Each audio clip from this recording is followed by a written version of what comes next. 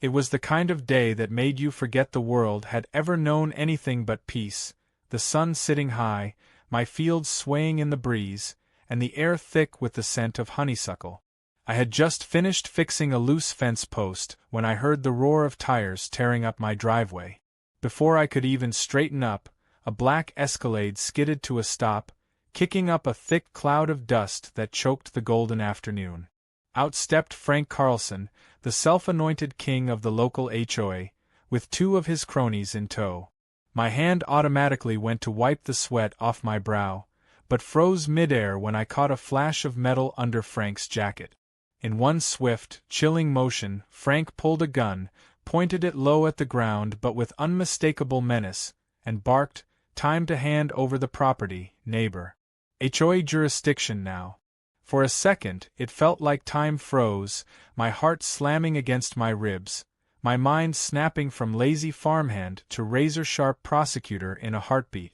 I smiled calmly, though every instinct inside me screamed to deck him on the spot, and said, "Well, Frank, why don't you come inside and we'll talk this through?" I already knew, the second he stepped across my threshold, that he was walking into a trap bigger than anything he could imagine. Frank swaggered after me, his two thugs practically bouncing with excitement like kids at a candy store. They thought they were about to intimidate a lonely farmer into giving up a prime chunk of land for pennies. They had no idea that the man they were threatening was the sitting state attorney general, and that I had been waiting for just such a move. As I ushered them into my living room, I made a show of dusting off the couch, offering cold drinks, all the while discreetly pressing a button hidden under the kitchen counter. Instantly, my security system kicked into overdrive, recording every word, every smirk, every careless threat they would utter. Frank wasted no time.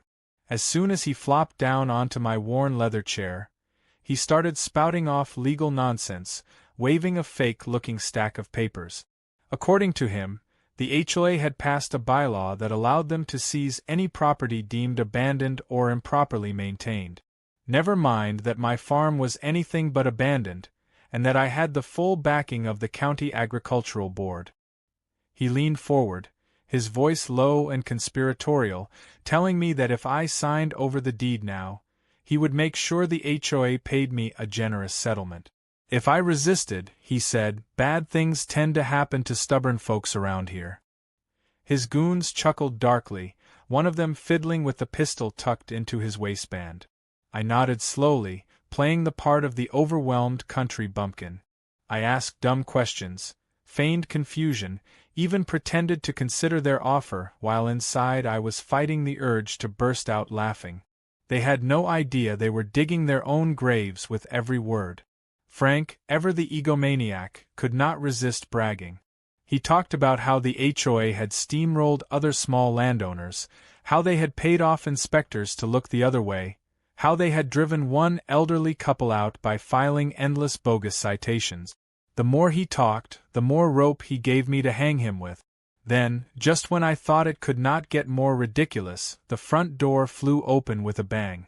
In strutted Karen Whitmore, the queen bee of the HOA, clipboard in hand, heels sinking into the mud she had dragged across my porch. She did not even bother to greet me. She marched straight into the living room, snapped a few pictures of my bookshelves, and began loudly listing supposed violations. Illegal livestock, unapproved fencing, dangerous debris near structures. I bit the inside of my cheek to keep from grinning. Karen was notorious for her weaponized pettiness, but today she was giving me more ammunition than I could ever hope for. Frank tried to wave her off, but Karen was in full meltdown mode.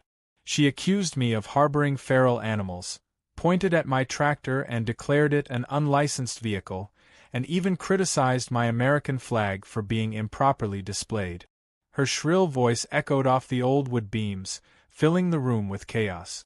And through it all, the cameras captured every glorious second. Finally, fed up with my polite nodding and noncommittal answers, Frank slammed the fake documents down on the coffee table, yanked the gun fully into view, and snarled, "Sign it. Now. Or else." I met his eyes, calm and cold. "No, Frank," I said quietly. Why don't you put that toy away before you really get yourself in trouble? For a second, the room went dead silent. Then, as if on cue, the unmistakable sound of tires crunching gravel echoed from outside. Frank turned, confusion flickering across his face. He had no time to react before two state marshals, dressed in plain clothes but flashing shiny badges, burst through the doorway. "Hands in the air, Frank," one barked. "Drop the weapon." Karen shrieked so loudly it rattled the windows, throwing her clipboard in the air and diving behind the couch. Frank hesitated a beat too long, and the marshals tackled him like a sack of potatoes, pinning him to the floor with brutal efficiency. His goons barely had time to draw breath before they too were cuffed and shoved into the corner. As they dragged Frank outside, he kept babbling about how this was all a misunderstanding, that he was acting on HOA authority, that he had legal rights. I followed them onto the porch, arms crossed, watching as Frank's face twisted in horror when he finally realized who I really was. "You see, Frank," I said, my voice pleasant, "you just tried to rob and threaten the Attorney General of this state. You are going to need a whole lot more than fake documents and a bad attitude where you are going." As they loaded the whole pathetic bunch into waiting vehicles, I turned back to my porch, leaned against the railing, and finally let the slow, satisfied grin I had been holding back spread across my face. The game had just begun, and Frank Carlson was already checkmated. Would you like me to continue now with Chapter 2, keeping the same flow and depth? The morning after Frank's spectacular downfall, the farm was strangely peaceful, almost suspiciously so. The air was crisp, the chickens clucked lazily in their coops, and the horses grazed without a care. I sipped my coffee on the porch, watching a slow wisp of smoke rise from the chimney, and let myself enjoy the calm before the next storm. Because I knew without a doubt that what happened yesterday was just the first shot. People like Frank did not operate alone. His arrogance, his confidence in flaunting a weapon, his belief that forged documents would somehow protect him, it all pointed to a deeper rot. I had not just caught a single snake. I had stumbled onto a nest. By mid-morning, my suspicions were confirmed. My phone buzzed with a message from one of my contacts at the State Investigative Bureau. The short text said it all. "Deep ties between HOA leadership and local officials uncovered. More evidence inbound. Stand by." I smiled to myself and set down my mug. If Frank thought yesterday's humiliation was the end of his troubles, he was about to experience a whole new level of pain. It was time to lay the groundwork for the bigger trap. I knew from long experience that people got reckless when they thought they were cornered. And nothing made corrupt power players panic faster than losing control. I spent the next few hours reviewing security footage, marking timestamps, cataloging every outrageous statement Frank and his cronies had made. The recordings were golden. I had them bragging about falsifying citations, intimidating homeowners, even suggesting kickbacks to city inspectors. It was a corruption buffet, and every single word was admissible in court. But evidence alone would not be enough. To really tear the heart out of their operation, I needed them to reveal the full scope of their crimes voluntarily, thinking they were still in the driver's seat. So I called a meeting. Not an official one.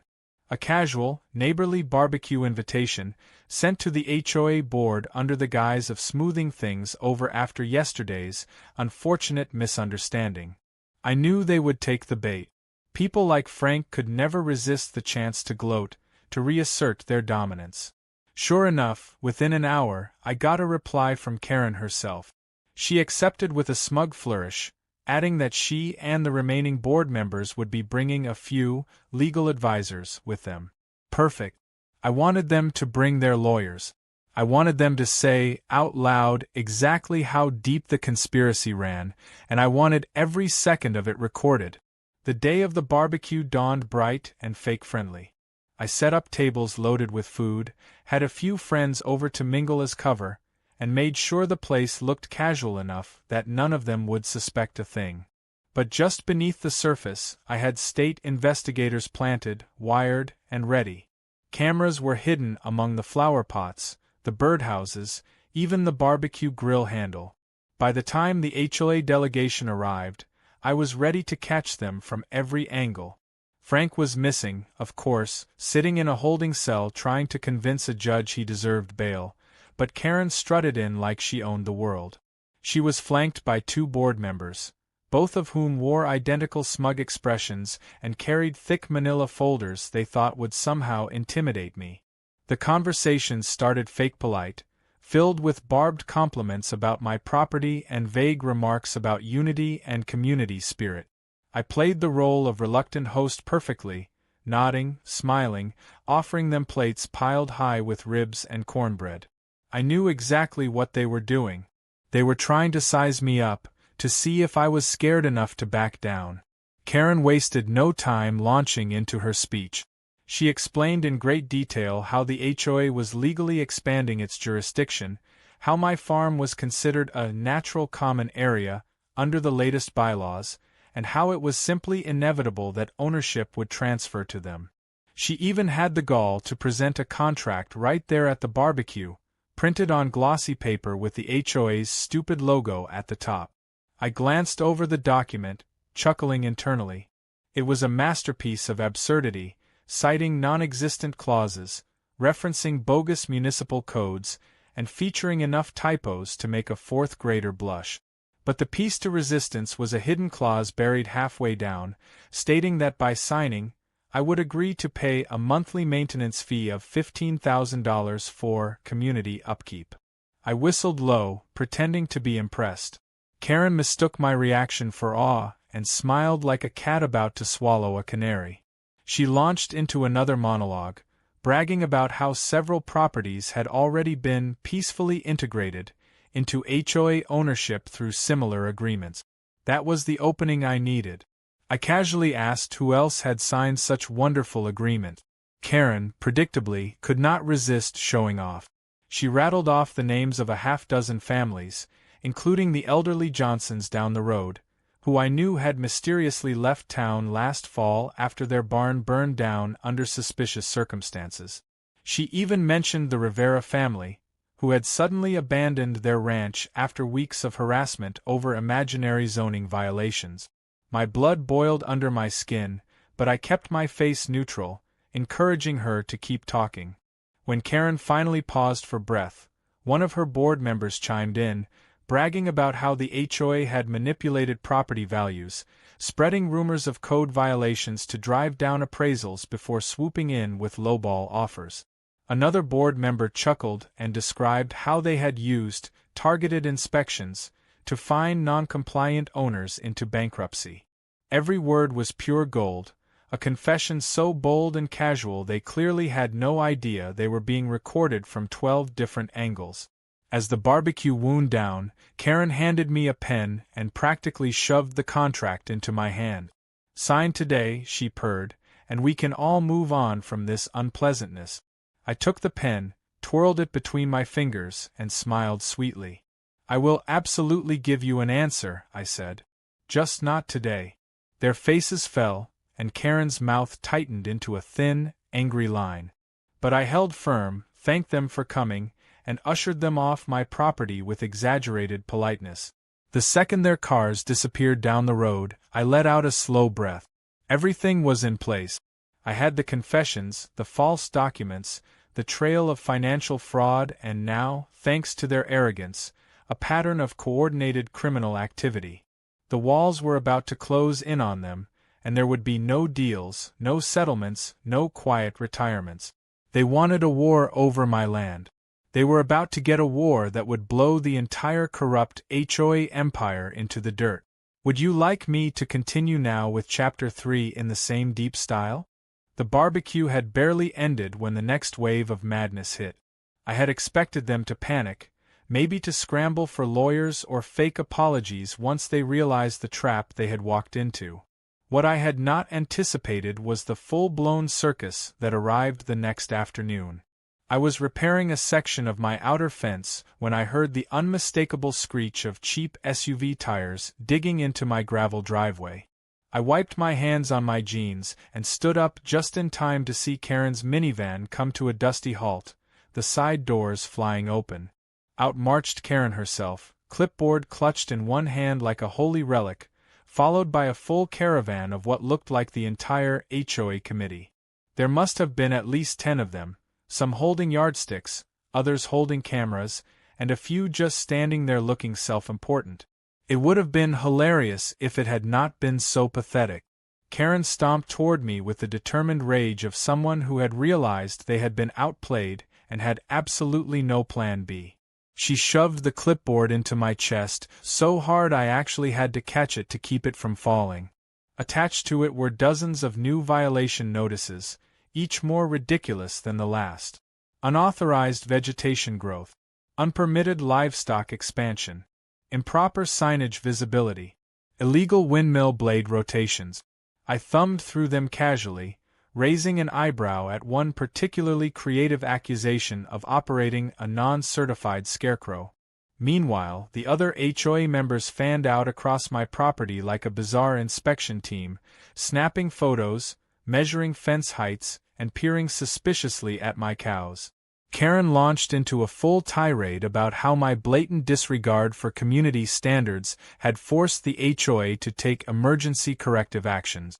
According to her, if I did not comply immediately, the board would initiate foreclosure proceedings under emergency violation protocols. I nodded thoughtfully, pretending to read each bogus violation while inside my mind was already racing ahead. They were overplaying their hand spectacularly. They thought intimidation would work because it always had before.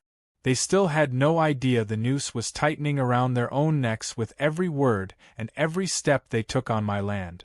As Karen ranted, one of the board members, a short man with a comb-over and a permanently sour expression, wandered too close to the barn.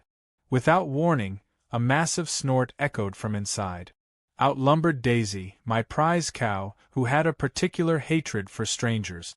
She charged straight at him, her bulk deceptively fast, and the poor man shrieked like a cartoon character as he sprinted for the fence. He made it over just in time, his pants splitting loudly at the seams. For a second the entire crowd froze, stunned. Then, as if on cue, half of them started screaming at me about dangerous animals, while the other half yelled at the poor board member for embarrassing them. Karen, red-faced and sputtering, tried to regain control of the situation by ordering everyone to regroup near the porch for a formal declaration of property seizure. I watched, arms crossed, as they stumbled through the mud, shrieking when a rooster flew too close or when a goat nibbled at their clothes.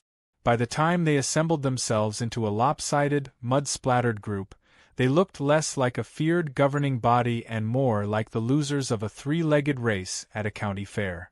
Karen straightened her now filthy skirt, cleared her throat dramatically, and began reading a proclamation off a gold-embossed sheet of paper.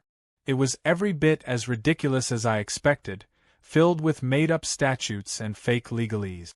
She ended it by declaring that as of noon tomorrow, the HOA would be assuming full control of my farm and would begin emergency restructuring immediately. I let her finish her grand speech, waited for the dramatic flourish she no doubt imagined would cap her victory, and then simply said thank you and walked back toward my house without another word. Their shouting followed me all the way up the steps, but I did not bother turning around.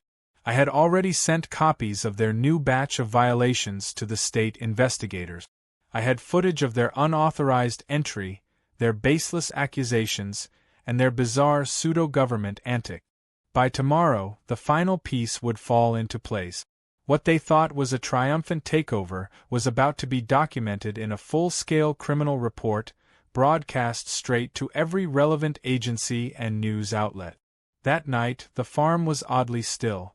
Even the animals seemed to sense that something was coming. I sat on my porch, boots propped on the railing, staring out into the darkness where the fields rolled into the distance. Somewhere out there, Karen and her board were probably patting themselves on the back, congratulating each other on another poor fool they had beaten. I could almost picture them raising glasses of cheap champagne, laughing about how easy it had been. They thought tomorrow would be the beginning of their expansion, a historic annexation for the HOA's legacy. What they did not realize was that tomorrow was going to be the day their entire empire came crashing down around their ears. Just before I went to bed, my phone buzzed again. New message from the State Bureau. All units in position. Full sweep approved. Go time set for noon. I grinned to myself, feeling the weight of months of frustration and anger lifting from my chest. It was almost over. They had come onto my land with threats, guns, and lies. They had tried to strip me of everything I had built, everything my family had poured their lives into. They thought they were the law. Tomorrow they were going to find out exactly what real law looked like. As I turned off the porch light and headed inside, a light rain began to fall, soaking the dust and mud, washing the air clean. It felt like a sign. Tomorrow, justice was coming, and it was bringing a storm with it. Would you like me to continue now with Chapter 4 in the same style and flow? The next morning, the rain had given way to a thick, humid fog that rolled low over the fields, wrapping everything in a gray, almost eerie silence. I woke early, moving through the motions of feeding the animals and checking the fences with a steady calmness that came from knowing exactly what was about to happen. The final pieces were already in play. Noon had been set as the hour everything would come crashing down, and until then, all I had to do was let them dig their own graves a little deeper. I barely had time to finish breakfast before the convoy arrived.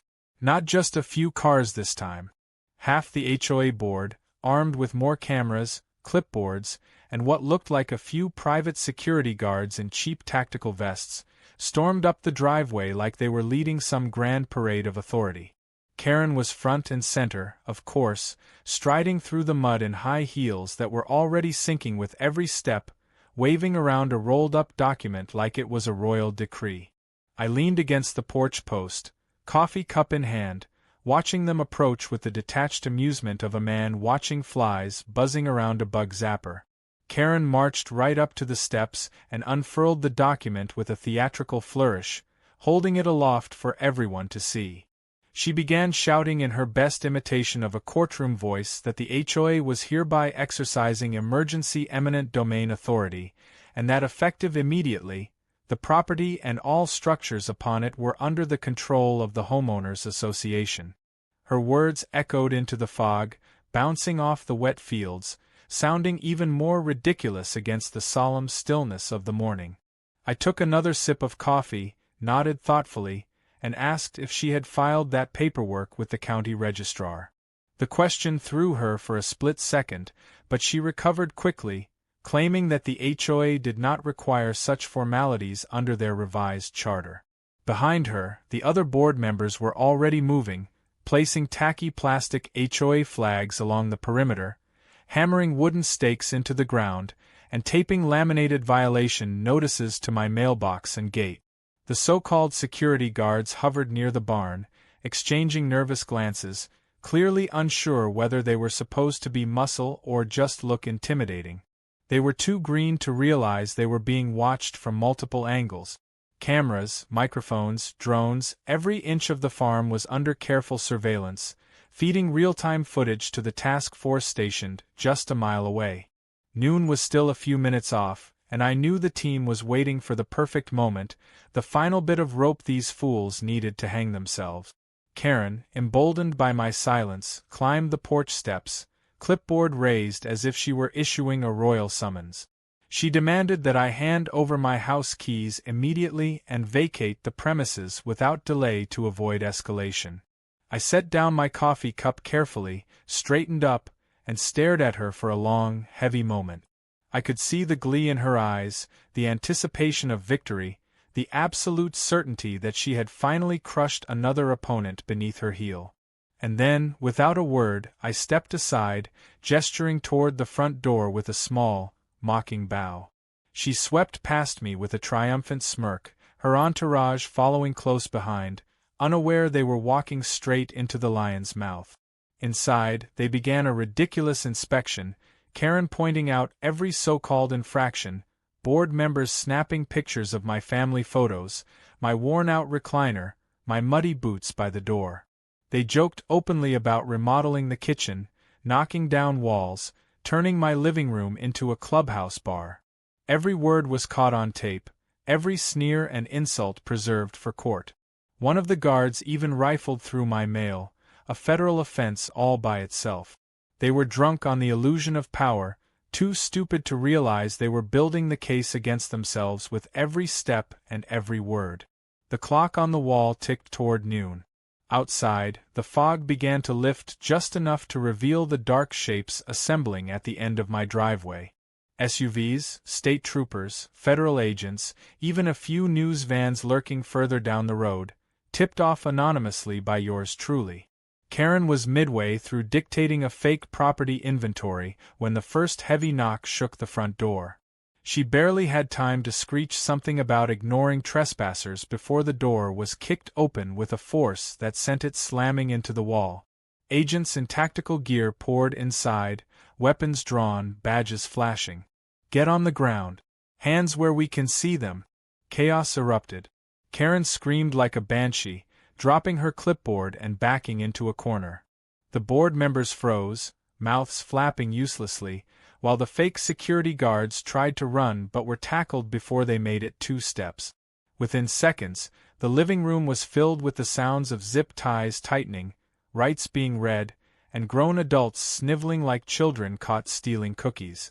Karen, red-faced and trembling, tried to protest, claiming she was enforcing HOA regulations. One of the lead agents simply handed her a thick packet of indictments, her own signatures stamped across half the pages. Outside, as the arrested were paraded down the steps into waiting vehicles, the news crews closed in, cameras flashing, reporters shouting questions. I stood on the porch, arms folded, watching as Karen was shoved into a squad car, still ranting about bylaws and charter rights. The sight of her mud-splattered heels kicking helplessly against the seat was a sight I knew I would treasure for a long, long time. One by one, the vehicles pulled away, leaving only the stunned silence of the aftermath behind. The agents stayed behind long enough to finalize the evidence sweep, gathering every forged document, every illegally filed citation, every fake violation notice. It was a treasure trove of criminal stupidity, enough to ensure that none of them would see daylight without iron bars in the way for a very, very long time. As the last agent finished packing up evidence, he approached me with a small grin and handed me a simple sheet of paper. It was a formal declaration, signed by the governor himself, officially recognizing my ownership rights and placing my property under special state protection as a historic agricultural site. Karen and her gang had not only failed to steal my farm, they had guaranteed it would be protected for generations to come. I stood alone on the porch as the sun finally broke through the last wisps of fog, bathing the fields in warm light. The battle for my land was over, but the victory tasted even sweeter knowing that justice had not just been served, it had been served with a heaping side of karma. Would you like me to continue now with Chapter 5 in the same detailed and powerful flow? The days following the great HOA takedown rolled by like a parade of sweet, unbroken victories. Word of the arrests traveled faster than wildfire across the entire county. By the end of the first week, it felt like the entire town had somehow heard the details of what went down on my farm, and for once, the headlines were not just a passing blip but a full-blown media storm. Local news anchors led every segment with footage of Karen shrieking in handcuffs, her clipboard shattered on my porch step. Pictures of the HOA board members being hauled off in muddy clothes circulated online like wildfire, spawning thousands of memes. One favorite showed Karen behind bars with the caption, "When you try to steal a farm, but end up harvesting prison time." I could not walk into town without someone clapping me on the back, shaking my hand, or offering to buy me coffee. People I barely knew suddenly treated me like a war hero. It was almost surreal how fast public opinion turned. The very same folks who had once tiptoed around the HOA out of fear now treated them like a bad joke that had finally been cancelled. But the real beauty unfolded in the courthouse. One by one, more charges piled onto Karen and her crew.